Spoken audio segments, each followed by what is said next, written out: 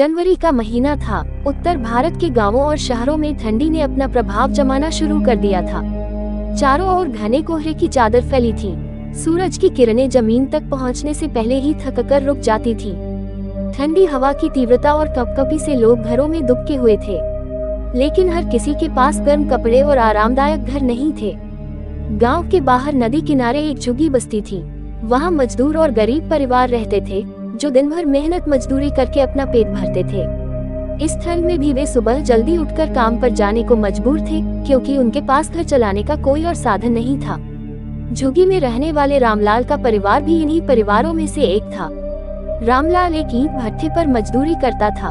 उसका परिवार 5 सदस्यों का था। उसकी पत्नी सावित्री, 2 बेटे पिंटू और सोनू और बूढ़ी माँ। रामलाल ठंड में कांपता हुआ रोज सुबह उठता और काम पर चला जाता। सावित्री बच्चों और माँ का ख्याल रखती, लेकिन ठंड की मार झेलना सबके लिए कठिन हो गया था। ठंड का प्रभाव, उस रात ठंड कुछ ज्यादा ही तेज थी।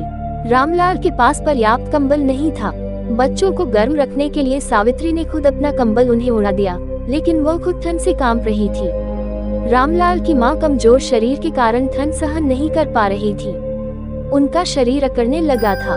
रामलाल ने सोचा, अब और इंतजार नहीं कर सकते, कुछ उपाय करना पड़ेगा। वह तुरंत उठकर जंगल की ओर लकड़ियां लेने चल पड़ा।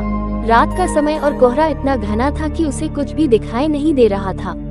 पर रामलाल को अपनी चिंता से ज्यादा अपने परिवार की फिक्र थी। मानवता का सामना। जब रामलाल लकड़ियां बटोरकर वापस आ रहा था, तो उसने रास्ते में देखा कि एक आदमी सड़क किनारे ठंड से सिकुड़ रहा है। उसके पास कपड़ों का नामात्र था और वह लगातार कांप रहा था। रामलाल के पास विकल्प सीमित थे। उसके पास खुद के परिवार के लिए पर्याप्त गर्म कपड़े और कंबल नहीं थे। रामलाल के मन में द्वंद्व छिड़ गया। अगर मैं इसे अपना कंबल दे दूं, तो मेरा परिवार कैसे बचेगा? लेकिन अगर इसे मदद नहीं दी, तो यह आदमी ठंड से मर जाएगा। आखिरकार रामलाल ने अपनी स्वार्थी सोच को छोड़ दिया और अपने पास का कंबल उस आदमी को उड़ा दिया। आदमी ने कांपते हुए धीरे से कहा, धन्यवाद भैया, भगवान तुम्हारा भला करे। घर लौटने पर रामलाल जब घर पहुंचा तो सावित्री ने पूछा, इतनी देर क्यों लगाई? रामलाल ने बताया कि उसने एक गरीब आदमी को कंबल दे दिया। सावित्री ने गहरी सांस ली और कहा, रामलाल, तुम्हारा दिल बड़ा है, लेकिन हमें भी अपनी स्थिति का ख्याल रखना होगा। लेकिन उस रात जैसे ही रामलाल सोने की कोशिश कर रहा था, बाहर से किसी की आवाज सुनाई दी। उसने दरवाजा खोला तो वही आदमी, जिसे उसने कंबल दिया था, उसके साथ एक गाड़ी लेकर खड़ा था। गाड़ी में गर्म कपड़े, कंबल और खाना था।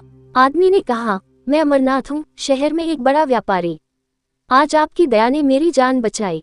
मैं आपके परिवार के लिए ये सब लेकर आया हूँ। अंत की सीख। रामलाल और उसके परिवार की आंखों में आंसू थे। ये घटना उन्हें सिखा गई कि भले ही हालात कितने भी कठिन हो, इंसानियत और दया सबसे ऊपर है।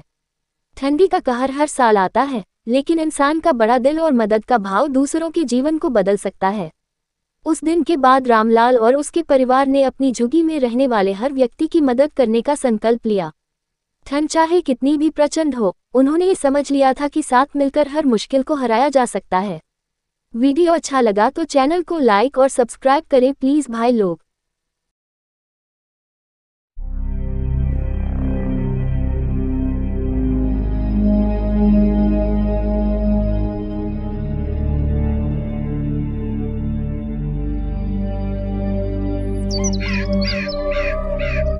गांव के किनारे एक छोटे से तालाब के पास स्थित एक बगिया में मोहन और रामू नाम के 2 बालक रहते थे। मोहन और रामू बचपन के साथी थे।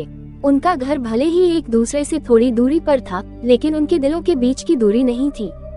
दोनों का स्नेह ऐसा था कि गांव में उनकी दोस्ती की मिसाल दी जाती थी। मोहन के पिता किसान थे और रामू के पिता बढ़ई। दोनों परिवार सादगी से जीवन व्यतीत करते थे। स्कूल के बाद दोनों तालाब के किनारे खेलने जाते और अपने सपनों की बातें किया करते। मोहन पढ़ाई में तेज था और डॉक्टर बनने का सपना देखता था, जबकि रामू को अपने पिता का व्यवसाय आगे बढ़ाने की इच्छा थी। बगिया का गुप्त कोना। एक दिन खेलते खेलते उन्हें बगिया में एक गुप्त कोना मिला, जहां ढेर सारे पुराने खिलौने और एक टूटे फूटे झूले का ढांचा पड़ा था। उन्होंने तय किया कि यह जगह अब उनकी गुप्त सभा होगी। यहाँ आकर वे अपने राज साझा करते और खेलों में मशगूल हो जाते। पहली चुनौती। एक दिन गांव में मेला लगा। मेला बच्चों के लिए खास होता था, लेकिन इस बार उनके पास पैसे नहीं थे। दोनों उदास थे, पर हार मानने वालों में से नहीं थे। मोहन ने कहा, हम मेहनत करेंगे और मेला देखने जाएंगे। रामू ने सहमति जताई। दोनों ने गांव के घर घर जाकर छोटे मोटे काम करने शुरू कर दिए। किसी के खेत में पानी देते तो किसी के लिए लकड़ी काटते। कुछ ही दिनों में उन्होंने मेला जाने लायक पैसे इकट्ठे कर लिए। उनकी मेहनत ने ये सिखाया कि यदि सच्चे प्रयास किए जाएं, तो कोई भी सपना पूरा हो सकता है। दोस्ती की परीक्षा। समय बीतता गया और दोनों की दोस्ती और भी गहरी होती गई। लेकिन एक दिन ऐसा आया जब उनकी दोस्ती पर कठिन परीक्षा आ पड़ी। मोहन के पिता ने उसे शहर में पढ़ने भेजने का निर्णय लिया। ये सुनकर रामू बहुत उदास हुआ। उसने मोहन से कहा, तू चला जाएगा तो मैं अकेला रह जाऊंगा। मोहन ने उसे समझाया, रामू, मैं अपने सपनों को पूरा करने जा रहा हूँ, लेकिन हमारी दोस्ती हमेशा बनी रहेगी। नए अनुभव। मोहन शहर चला गया। वहाँ का जीवन गांव से बिल्कुल अलग था। शहर की चकाचौंध और व्यस्तता ने उसे बदल दिया। वह पढ़ाई में व्यस्त रहने लगा और रामू को पत्र लिखने में देरी करने लगा। उधर रामू हर दिन उसके पत्र का इंतजार करता। धीरे धीरे दोनों के बीच दूरी बढ़ने लगी। संकट की घड़ी। एक दिन मोहन को खबर मिली कि गांव में बाढ़ आ गई है और बहुत नुकसान हुआ है। उसने तुरंत घर जाने का निर्णय लिया। गांव पहुंचते ही उसने देखा कि रामू और उसका परिवार सुरक्षित नहीं था। वह बेहद घबरा गया और तुरंत अपने दोस्त को खोजने निकल पड़ा।